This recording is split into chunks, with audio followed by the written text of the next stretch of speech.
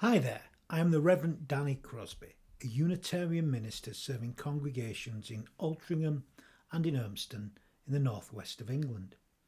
And I offer this devotion as a balm for the heart, for the mind, for the spirit, and for the soul. And it's titled Original Blessing, a Return to Life and Love. And I'm going to begin with a kind of poem, prayer, meditation by Barbara Pescan, and it's called Blessings from her lovely book of meditations titled Morning Watch. So Blessing by Barbara Pescan. We spend so much time running from ourselves, fleeing from what we know about the goodness in our hearts. We think we can escape the intelligence of our loving. Imagine you are standing before a bodhisattva, Jesus, Buddha, the first mother. It does not matter what you call the Holy One. He has dust on his shoes. Chaff clings to her.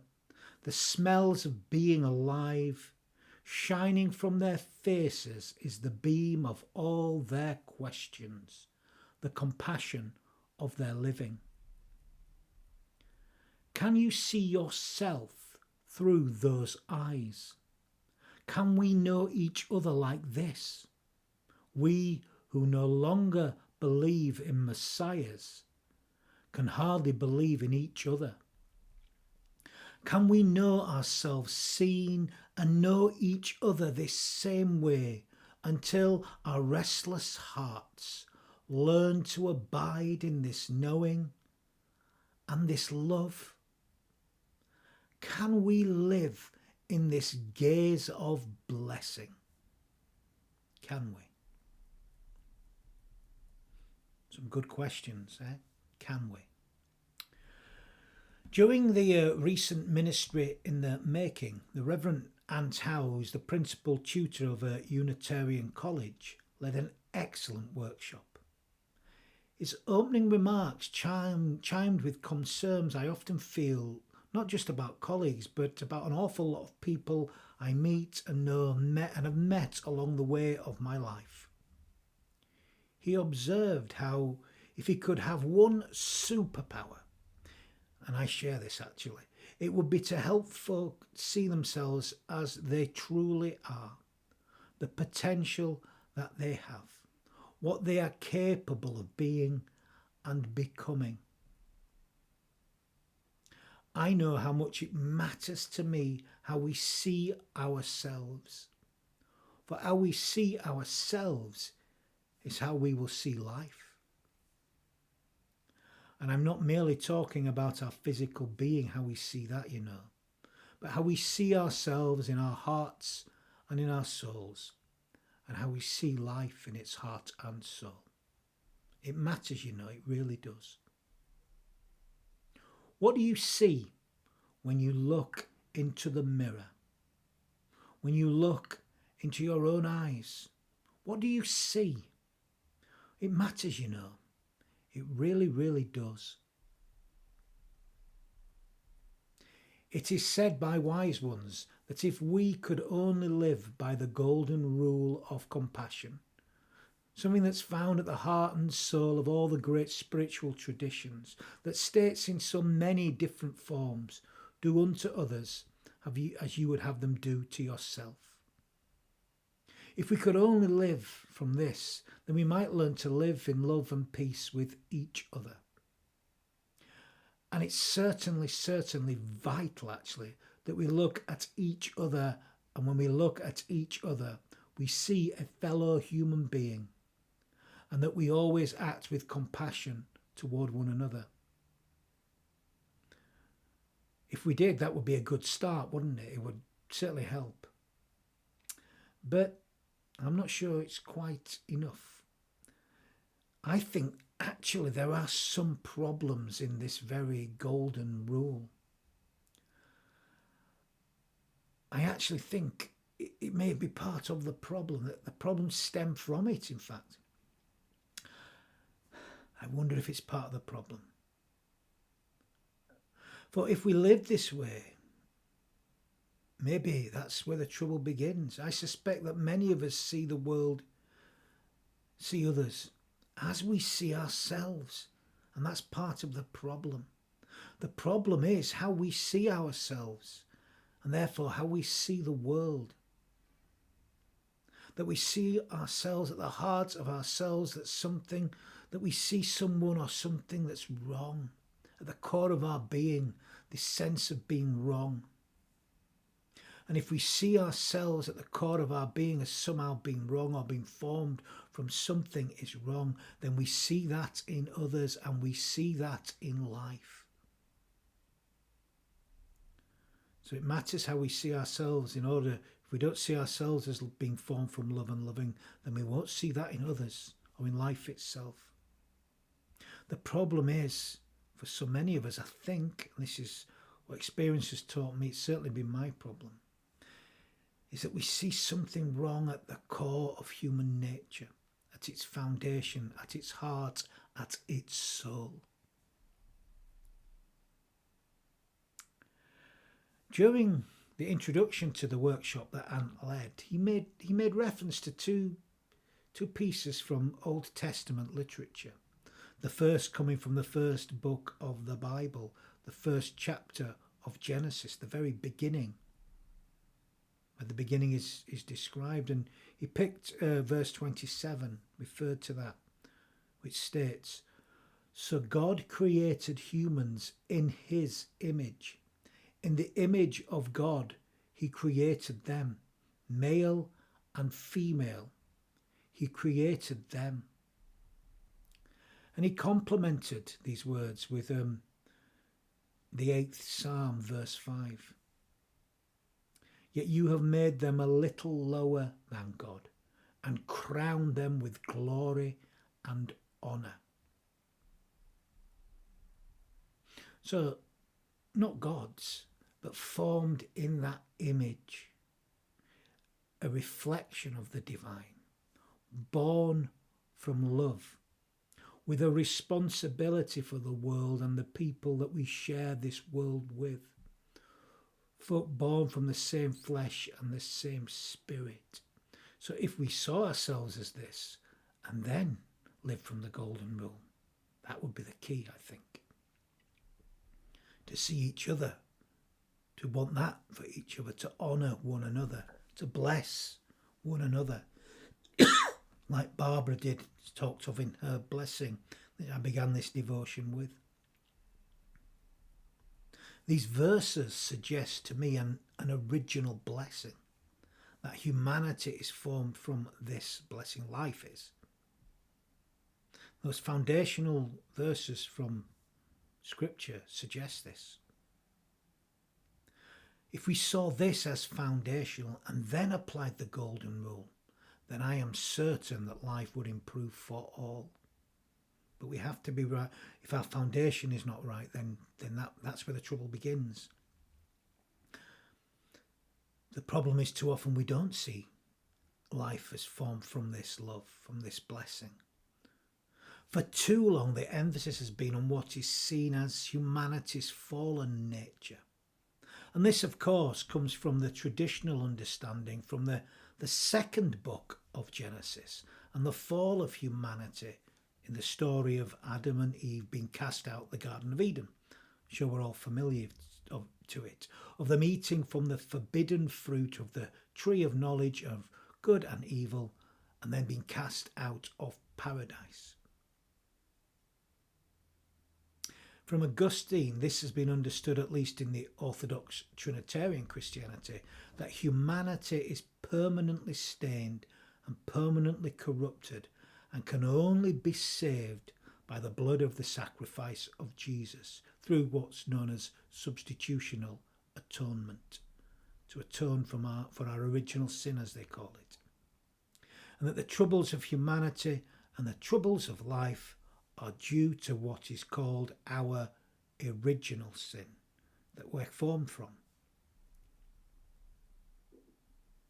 Now, of course, actually, this is an explanation for our troubles. but I don't share it, and I'm not the only one. From what I see and I witness and I experience, we certainly have the capacity for good, just as we have the capacity to cause suffering. And I've also discovered that it depends on the eyes that I'm looking at life that determines which side I'm on, which side I fall on. I've been on both at times. I've suffered this week. I have felt some deep sadness this week. I was shocked on Tuesday morning when I received a phone call from the husband of Liz Parkinson, a friend for many years and a member of the congregation I serve. Neil told me that Liz had died suddenly on Monday. Now, I know that Liz had lived with a variety of complex health issues for many, many years, but still the news was shocking. I've known her for maybe a dozen years now, maybe longer, I'm not sure actually, a long time, and it's been wonderful as she's become a member of the Altrincham congregation that I serve. She's given so much, especially in more recent years in keeping other isolated people connected following COVID, because she had to isolate and has continued to do so because of her complex health issues. Liz found a home with us amongst our free religious tradition. She was always quite surprised by the freedom that she was afforded, the blessing, freedom to explore her own faith, to find what she actually believed and what she didn't. I remember a conversation I had with her a little while ago. It was about suffering and faith and this rejection of the concept that anybody is born with the taint of sin, that anybody is born with a sense of wrongness, which is something I know that she struggled with from a very early age. Her daughter Lynn told me that she found great healing and acceptance in our community and how much that meant to her. She felt accepted as she was, not as she thought she had to be. She felt acceptable and loved, which she was. And as I've been thinking of Liz these last few days and her spiritual journey, I was reminded of a conversation I had with another friend who is herself on her own spiritual journey. It took place when we were out walking and talking with little Molly. We found ourselves walking in circles side by side and sharing our own journeys through life and our own understandings of faith and, of course, of doubt and those questions that we all live with. And we were talking about this sense of wrongness that we humans can feel at times, and where does this come from? Something, of course, that we've both shared, something that so many still do sadly. Where does this rejection of life, of our own life, come from? We talked about the foundational stories in Genesis, but it doesn't just come from the religious, it comes from all people of all lives, secular lives too. But we spent a bit of time talking about those two foundational stories of Genesis, the two different, very different creation stories, which are, of course, mythos. They're not factual history. Getting lost in that about whether these actually happened is to miss the point, actually. For mythos is universal truth. Does it speak to us in a deeper sense of our experience of life and humanity? Can we find ourselves in these stories? Does it speak throughout human history? It's not science or history. It's mystery. It's mythos.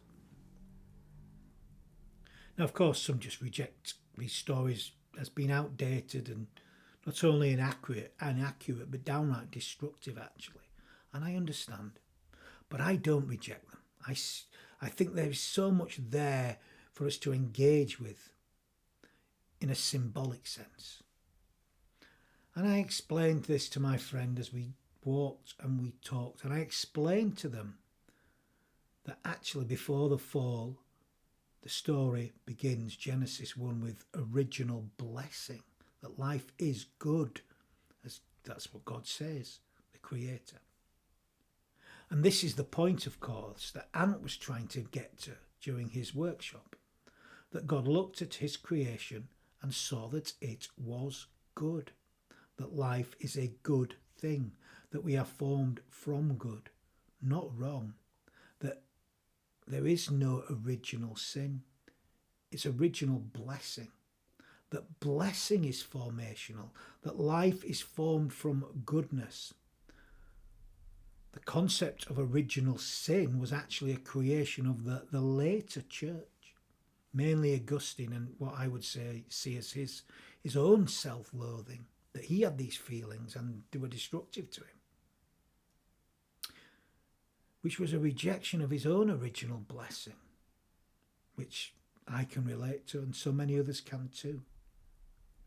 That the fall comes after the blessing, and that the spiritual journey is about returning back to the original blessing.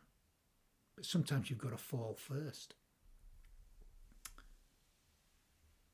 So it isn't that it's wrong to say that there isn't suffering, that there isn't wrong, that people don't do horrific things, that life can not be destructive. Of course it can be.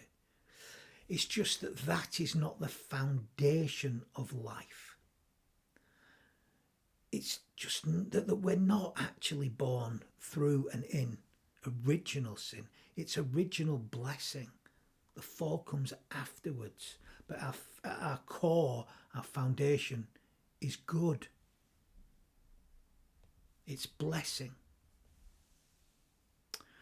So the trouble begins in the understanding of the second creation story in the Garden of Eden itself, in paradise. But even then, if we look at this symbolically rather than literally, there is so much in this beautiful mythos to be unearthed in this story too. The original human Adam meant born from the earth. Human, humus, humility share the same linguistic root, born from the earth. Not God, not infinite, but finite, limited. And it's in the finiteness, the fact that our lives begin and end, that is the beauty of the created life. Yes, we are born, and yes, we die. But before that, we live life, the greatest gift of all. We're given the greatest privilege of all, which is to live. Originally, we enjoy paradise, the fruits of life. There is no shame, no sense of wrongness, no rejection of our lives, no destruction of ourselves, no destruction of others. We enjoy paradise, being alive. But there's something else, though. Something in us, I guess, that wants more, that seeks more. And it's this, actually, this is not necessarily, this is a good thing, because it's this that creativity comes from. All human creativity comes from this urge with the eros in us, if you like. It's part of the created life. But it can also be destructive and can lead to greed and destruction. Eros, again, has two aspects to it. It can be creative or destructive, depending on how we live with this natural instinct. So what do? We eat the forbidden fruit. We want knowledge, and in doing so, we suffer hubris. We lose that beautiful gift of innocence. We are cast out by the sense of shame that comes, shame at our own humanity. We leave paradise and we separate ourselves. But the mythos continues, because that's not the end. It's only the new beginning. We can return to love. We can return to blessing. But the journey is long and the journey is arduous. And we don't go to some other place. We journey day by day. To quote Meister Eckhart, It could be a journey of 1 inch, but a journey of depth beyond depth, of layer beyond layer. Layer beyond layer, sorry. My accent again. And in the end, we return home. We go full circle. We don't go back on ourselves, though. We go full circle and return. Return, return, return. We come home with treasure to share. This is the classic mythos, the hero's journey. That every tale seems to be about this. It's the truth of all, it's the universal mythos, every great truth and story. The key is to return home to love, which again comes in the New Testament stories, I think, in other stories. Think of the prodigal son, with the boy returning home to the open arms of his father, who greets him halfway home, who celebrates his return, who embraces his son and seals it with a kiss, an intimate act of pure love. Loved as he is, as he returns home to love. Is there anything more intimate than this? And there's nothing considered wrong with the child, quite the opposite. And yet, we feel this sense of shame that there's something wrong with us. If I had a superpower, I wish I could take that from people. But maybe there's something even in that. Maybe it breeds empathy. But here's just my view. It's certainly not the orthodox view. No. But my interpretation is life. It's not just mine, by the way. But it affirms life. It celebrates life. It sees life as good. It's original. As Joseph Campbell said, actually, a great mythologist, he says that the orthodox interpretation is a refusal to affirm life, that life is seen as corrupt. It sees the serpent as the symbol that brought sin into the world, and the woman, the female form, as the figure who handed the apple to man.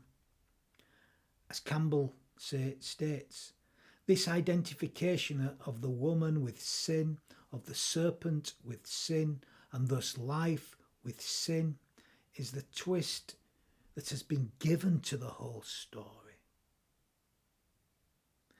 In this biblical myth and the doctrine of the fall.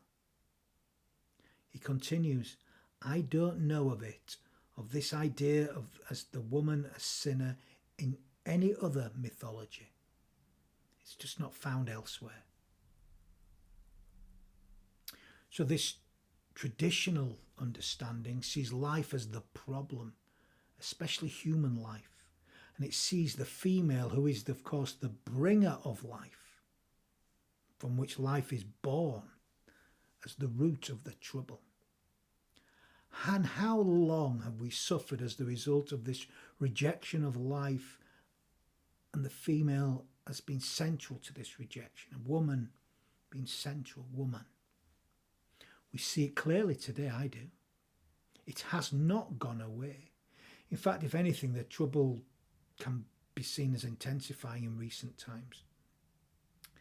And for me, the problem stems from this fear of life itself. And that seems to misunderstand life. For life is good, foundationally, but sometimes it doesn't turn out that way. Sadly, it seems that many folk are as afraid of life as they are of death itself. It seems to me that these ancient stories, in their essence at least, are trying to teach that death is in life and that life is in death. It's part of life. This is the story of existence of which we are a part of. We don't live forever, but we get to live. And yet, for some reason, we reject life in so many ways. We are frightened of being cast out of life. We crucify life. We torture. We persecute. We distrust. We don't recognize each other's sacred humanity. And we fear our own humanity, our own mortality. We say there is no good in us, and therefore no good in the other. And so, in so doing, we do in fact treat others as we would wish to be treated. Which is not really what the golden rule of compassion is meant to be like. It was meant to help us see ourselves in the other and the other in ourselves as being formed from the same flesh and having the same spirit. The golden rule is meant to be an act of love with compassion at the root of it. But we have to see life as good to live it.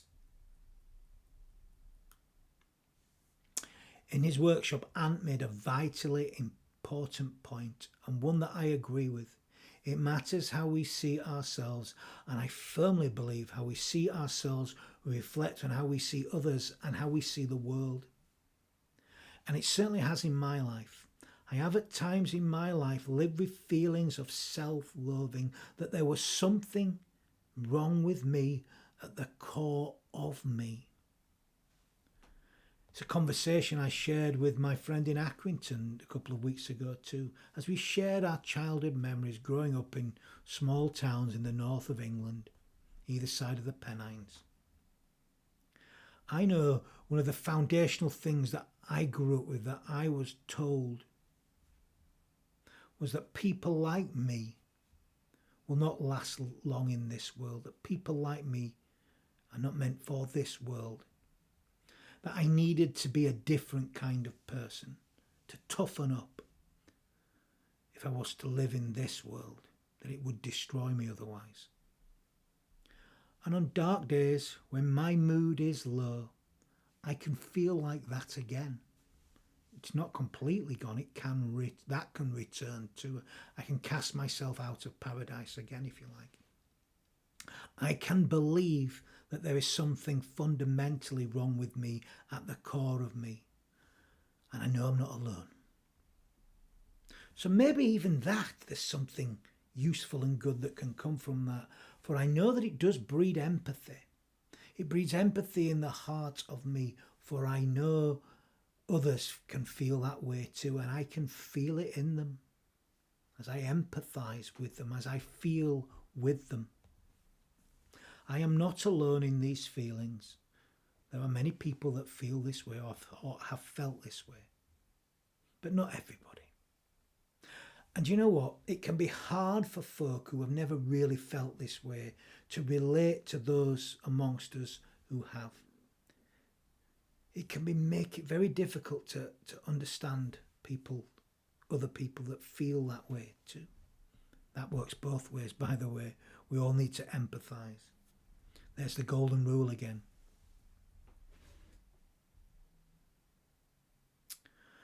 But it seems to me it's only we humans who are cursed with this sense of shame at times.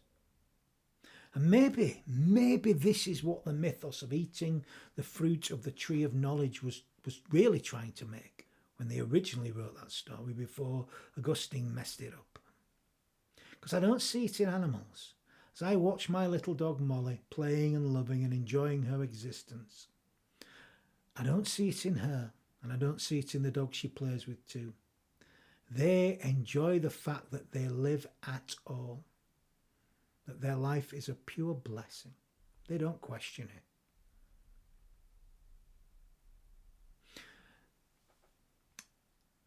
And those that live like that, humans that live like that, find it hard to relate to those of us that don't always, or haven't always. It can be hard to empathise, to feel with.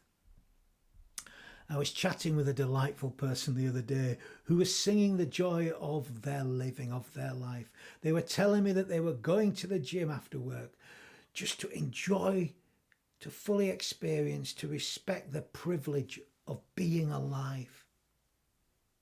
This is a person, they've told me, who has never in their life ever suffered this sense, this feeling of being wrong within themselves. That's what they tell me. And they are a delight to be around, energizing. Although they do tell me that they struggle, they find it difficult to empathize with others. It can make them very impatient with others and quite intolerant at times. And that, of course, can bring its own troubles. Now, I know these days I mostly have I'm like that. I have a sense of joy in me most of the time. I love to sing the joy of living in all of its mystery. But I do know the other feelings too. And I don't forget that. And I feel it sometimes. And it's not necessarily a bad thing. For it helps to breed empathy within me. If I had never felt those feelings, I wonder if I would ever truly be able to do the work that I do. I don't think I could. I couldn't. I know I couldn't. Understanding that empathy enables me to serve. And it's enabled me actually to find a place of belonging, that someone like me does belong in this world. I belong here too. I am made for this world, as we all are. We can all find our place. It's a delight when someone does, especially those that may have struggled to do so. As I journey on, as I have done this week, despite sad feelings of grief and of concern for others, I have remembered to keep on singing that joy of living.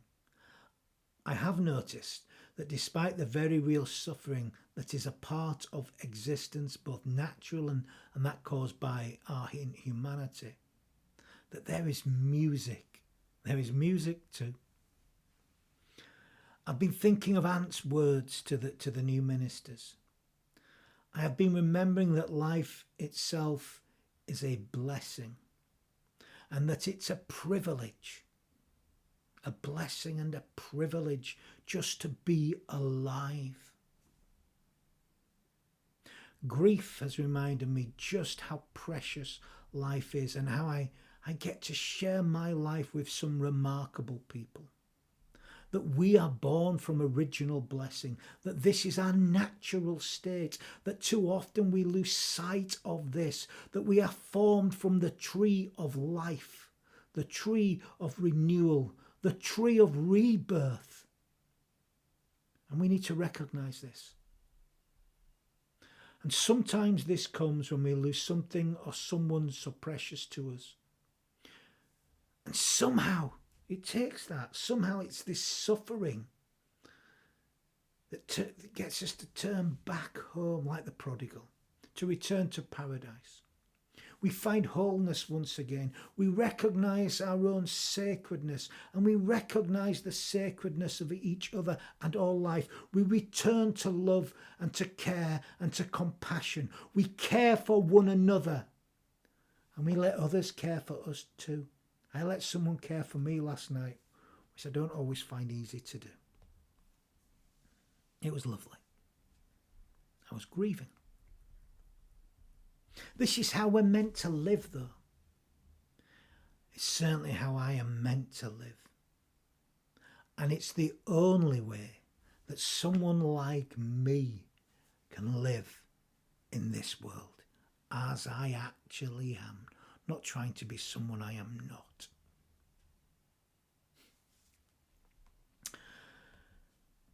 Before I offer some final words of blessing, I'm going to end with another kind of blessing from that wonderful, wonderful human being, that wonderful poet of life, of reality, of love, of mystery, Mary Oliver. And it's probably her best known poem. You'll have heard it many times. This is Wild Geese. Wild Geese by Mary Oliver. You do not have to be good. You do not have to walk on your knees for 100 miles through the desert repenting. You only have to let the soft animal of your body love what it loves. Tell me about despair, yours, and I will tell you mine. Meanwhile, the world goes on. Meanwhile, the sun and the clear pebbles of the rain are moving across the landscapes. over the prairies and the deep trees, the mountains and the rivers. Meanwhile, the wild geese high in the clean blue air are heading home again.